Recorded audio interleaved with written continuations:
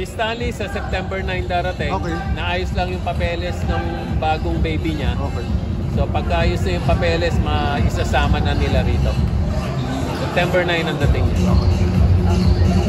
Arrival po ba ni Stanley? Do you see that as different schedule? Of course.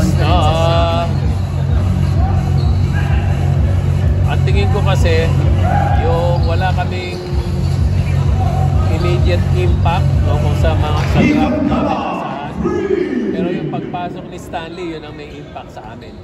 Tapos inaasahan din namin na along the way, makakapasok na rin si Luis. So yun ang parang pinaka-draft namin. So, yung pinaka-addition namin sa team. Coach, mapalit lang paano lumating sa lapag ni si Stanley? Kasi unexpected na sa inyo pumunta eh.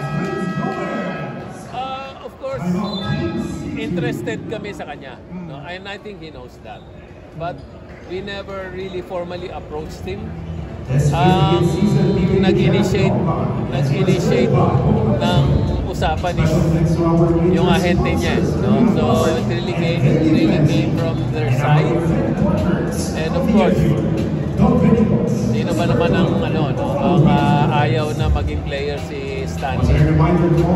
Ang pleasant surprise doon is hindi kami nahirapan nag-usap. Hindi kami nahirapan sa pag-uusap.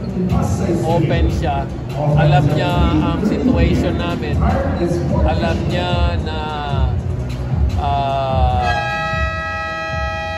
yung conditions previous maybe sa ibang team or sa ibang sitwasyon, baka hindi na yun yung conditions, tanggap naman niya nung paglipat niya sa amin.